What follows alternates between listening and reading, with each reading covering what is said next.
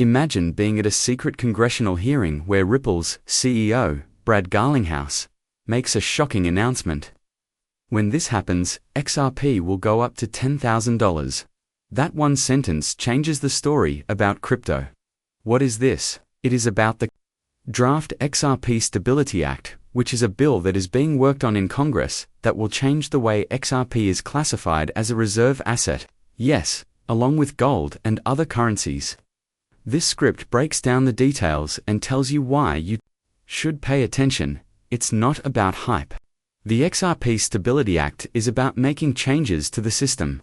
It requires that regional and national central banks have XRP reserves, which means that XRP is now part of the global financial system. The effects are huge. Imagine a world where XRP can settle big cross-border deals in real time with help from the macro level. People who work in Congress say that the way the law is framed is similar to the Gold Reserve Act of the 1930s, but it also includes digital assets. It doesn't only make XRP legal, it also makes it legitimate at the highest levels of government. Why?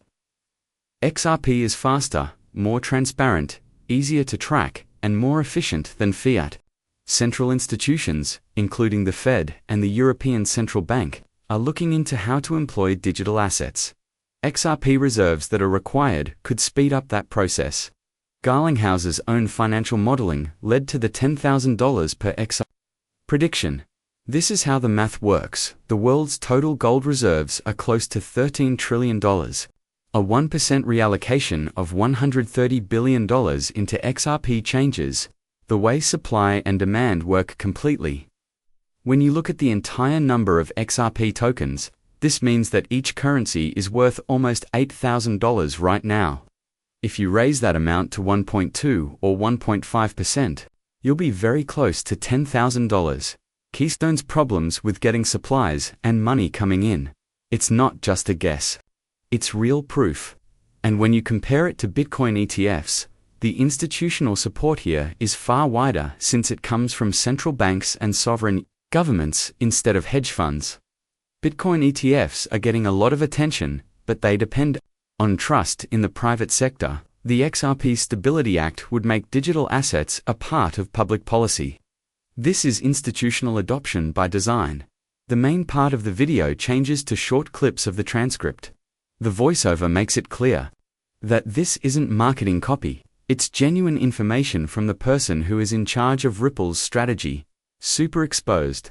When this is over, Brad Garlinghouse XRP will be worth $10,000. After that, we look at how XRP compares to stablecoins and blockchain-based cross-border settlement.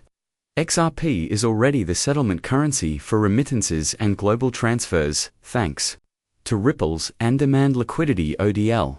It's quick, easy to grow, and affordable. Adoption by institutions could provide governments the scale they want. Think of a day in the future when Treasury departments employ XRP to balance their reserves, or where central banks have an XRP module for fast settlement. Now, let's talk about the risks. It's crucial to be aware of the possible problems that could come up here. There could be a lot of reasons for this, like delays in Congress, lobbying from traditional finance, and even changes in the world's political climate. But we should also point out that the bill's drafts use existing laws, such as the Gold Reserve Act, to make their case. These are well-known legal precedents that politicians already know about. If the Stability Act passes through committee, the Senate vote may happen relatively shortly, and right now, the political climate is really favorable for XRP when it comes to digital asset clarity. We want to make sure you understand the difference between speculation and legislation.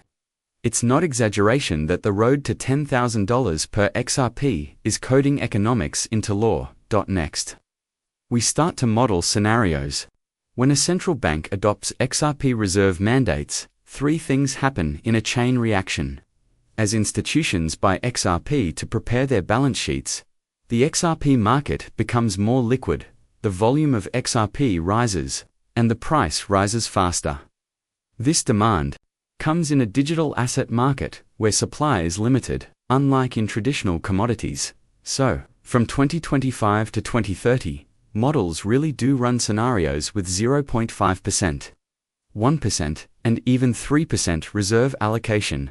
These predictions say that XRP values might range from $4,000 to as high as $15,000 per coin. The screenplay goes into what would happen in each case, how XRP's supply schedule works, and some ways to control inflation. These could be things like burning tokens on a regular basis, or even taking care of reserves.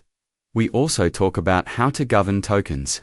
Because XRP doesn't employ mining, the release timetables for tokens are determined through escrow. This makes them clear and, well, rather easy to guess. You know, governments don't like how unpredictable mining-based coins are. That's one reason why XRP is such a good choice for a reserve asset.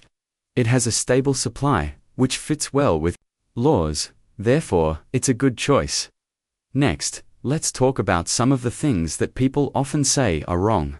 So, worries about pricing changes are really answered by ODL usage numbers, which, surprisingly, reveal that the corridors behave in a consistent way. Also talked about are liquidity cushion techniques, hedging strategies, and the crucial role that financial infrastructure, like Ripple X plays. After then, the film talks about what will happen around the world. If the XRP Stability Act succeeds in the US, other countries may do the same. Next, we talk about how the European Union, the United Kingdom, Japan, and even developing nations may copy the rules for central bank digital assets. The result is that liquidity rises, acceptance deepens, and XRP's usefulness skyrockets. Plus, when you add that to the rise in Bitcoin and Ether usage, it creates multilateral demand synergy. XRP is the center of settlements. Capital flows, particularly institutional pools that were waiting on the sidelines, suddenly start to flow again. Sovereign wealth funds and pension funds all come in to keep reserve ratios up. That makes a structural rally far higher than present prices. We write the piece about the investor mindset. If you own XRP, now is the time to ask yourself if what we're seeing is a big change in the economy that will last for a long time.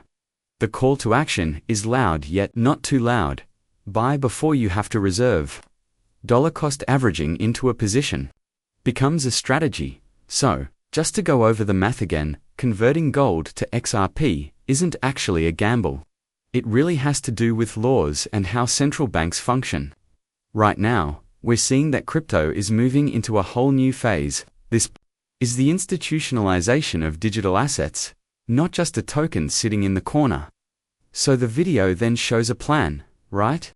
We're talking about a schedule that goes from now to the legislative votes, the FOMC and G20 outlooks, global digital asset frameworks, and yes, Ripple Labs work on scaling token infrastructure.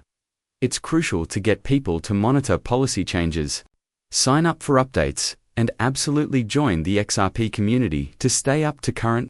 And don't forget to post those upcoming livestream quanders and extensive explanations to keep people interested in more than just one video.